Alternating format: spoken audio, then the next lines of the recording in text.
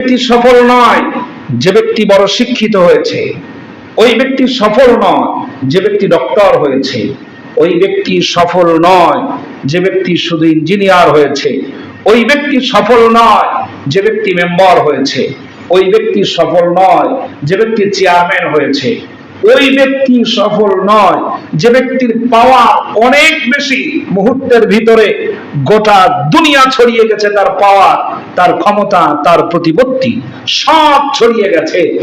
ওই ব্যক্তি সফল নয় যেই ব্যক্তি বিশ্ব ক্ষমতা হাতে পেয়েছে, বরং সেই ব্যক্তি সফল যেই ব্যক্তির জাগতিক জীবন এবং পরকালীন জীবন সফলতার উচ্চ চূড়ায় পৌঁছে গেছে, যাদের সম্মান দুনিয়াতেও সমান, আখিরাতেও সমান।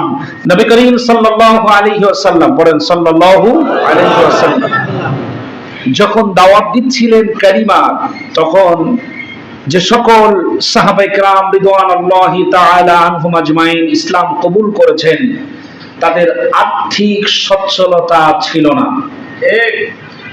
তাদের পারিবারিক বড় ধরনের কোনো অর্জন ছিল না, অনেক জমি জায়গা ছিল না, এমনকি ঘর নাই, বাড়ি নাই, নিজের ভিটা বলতে কিচ্ছু নাই, অন্যের ঘরে গোলামি করে সারা জীবন কাটে যার, আল্লাহর নবী তাকেও বলেছেন সফল।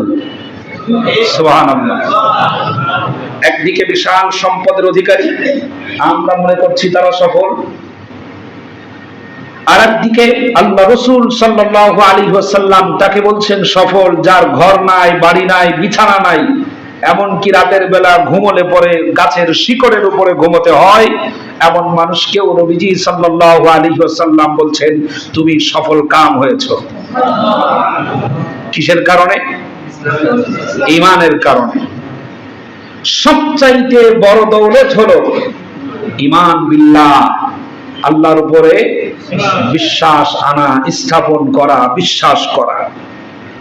প্রিয় বন্ধুগণ, ওই ব্যক্তি সফল নয় যে ব্যক্তি বড় শিক্ষিত হয়েছে, ওই ব্যক্তি সফল নয় যে ব্যক্তি ডক্টর হয়েছে, ওই ব্যক্তি সফল নয় যে ব্যক্তি শুধু ইঞ্জিনিয়ার হয়েছে, ওই ব্যক্তি সফল নয় যে ব্যক্তি মেম্বার হয়েছে, ওই ব্যক্তি সফল নয় যে ব্যক্তি চেয়ারম্যান হয়েছে, ওই ব্যক্তি সফল নয় যে ব্যক্তির পাওয়া অনেক বেশি, মুহূর্তের ভিতরে গোটা দুনিয়া ছড়িয়ে গেছে, তার পাওয়া, তার ক্ষমতা, তার প্রতিপত্তি সব ছড়িয়ে গেছে।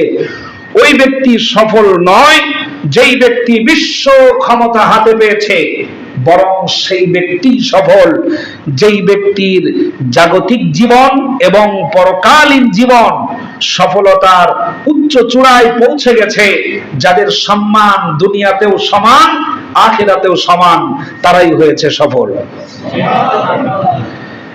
ক্ষমতায় থাকলে সম্মান থাকে, না থাকলে সম্মান থাকে না, এটাকে আপনি সফলতা বলবেন? যতদিন পর্যন্ত বিচারপতির আসনে বসা ছিল, ততদিন পর্যন্ত তার চোখের দিকে তাকায়া কথা বলা যায় নাই। যখন ক্ষমতা চলে যায়, তখন অন্ডকোষের বিচি পর্যন্ত ফাটিয়ে দেয়। এটাকে কি সফল বলবেন? যতদিন পর্যন্ত পাওয়ার ছিল, ক্ষমতা ছিল, রাজাকার রাজাকার বলে গালিগালাজ করে একেবারে মুখে ফেনা তুলে ফেলেছেন, 13টি বছর পর্যন্ত কারারুদ্ধ করে তাকে বিষ-প্রয়োগে হত্যা করেছেন, ওই ব্যক্তির জরুরি মুহূর্তেও জানাজার নামাজ পড়ানোর জন্য, তার জীবন বাঁচানোর জন্য যারা জীবন বিসর্জন দেয়, সেই লোকটাই সফল। আপনি চলে গেছেন 15টি বছর ক্ষমতায় থাকার পরে, মানুষ যদি আপনাকে সম্মান করত তাহলে বোঝা যেত আপনি সফল, ঠিক না?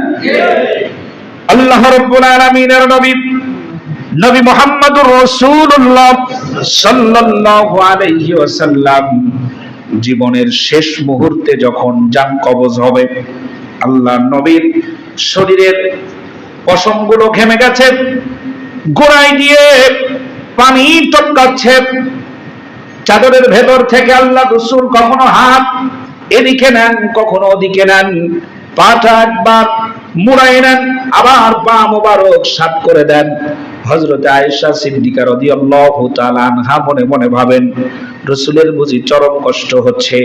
আল্লাহর নবীকে সোজা করে দেওয়ার সময় চাদর উঠিয়ে দেখতে পেলেন আল্লাহর নবীর পশমে গোড়া শরীরের ভিতরে এমন কোন পশম নাই, এমন কোন লোমকূপ নাই যার গোড়া দিয়ে ঘাম ঝরে নাই। আল্লাহ রাব্বুল আলামিনের নবীকে হযরত আয়েশা রাদিয়াল্লাহু তাআলা আনহা অবস্থা দেখে কাঁদতে লাগলেন। নবীজি সাল্লাল্লাহু আলাইহি ওয়াসাল্লাম বললেন, আয়েশা রে, আমার ঘরের ভিতরে কোনো সম্পদ মওজুদ আছে নাকি? হযরত আয়েশা বললেন, কিচ্ছু নাই, যা ছিল সকালবেলা সব দান করে দিয়েছি। আমার ঘরের ভিতরে খাবার খাওয়ার মতো তেমন কোনো কিছু নাই। আল্লাহ রাব্বুল আলামিনের নবী একটা শান্তির নিঃশ্বাস নিলেন। আল্লাহ রাসূল চলে গেছেন পৃথিবী ছেড়ে, কিচ্ছু রেখে যায় নাই। আল্লাহ রাব্বুল আলামিনের রাসূলের সফলতা এতটাই বেশি, আল্লাহ নবীর চরিত্রের দিকে তার ওফাতের 1400 বছর পরেও যদি কোনো ব্যক্তি চোখ তুলে তাকায়, তার চোখ উপড়ে নেওয়ার জন্য মুমিনেরা তৈরি হয়ে যায়। এটার নাম কি? সফলতা। এটার নাম কি? সফলতা। আপনি সফল হতে পারেন নাই।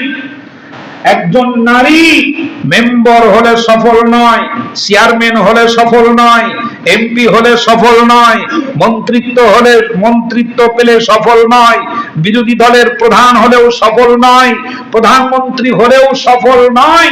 যেই নারী তার নিজের সংসারটাকে সুন্দর করে বাঁচিয়ে রেখে একটা পরিবারকে জান্নাতের টুকরা করতে পারে, সেই নারী কেবলমাত্র সফল।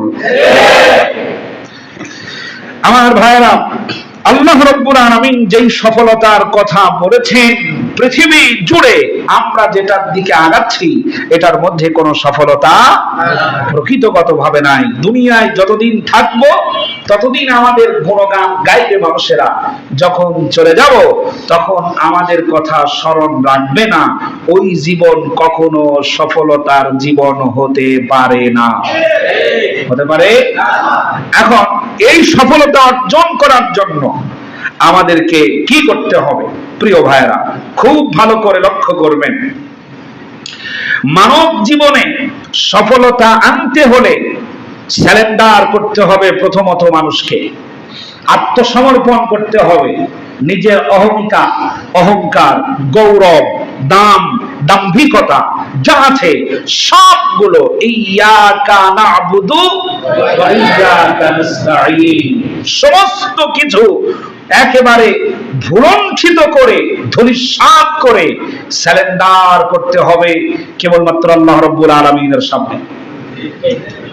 হে রব, আপনার প্রত্যেকটি কথার সামনে আমি এমন ভাবে নতজানু হচ্ছি, এরপর থেকে আমার ইচ্ছায় আর কিছুই হবে না। এমন ঈমান যারা আনতে পারে, আল্লাহ পাক তাদেরকেই সফলতার শীর্ষে পৌঁছে দেয়।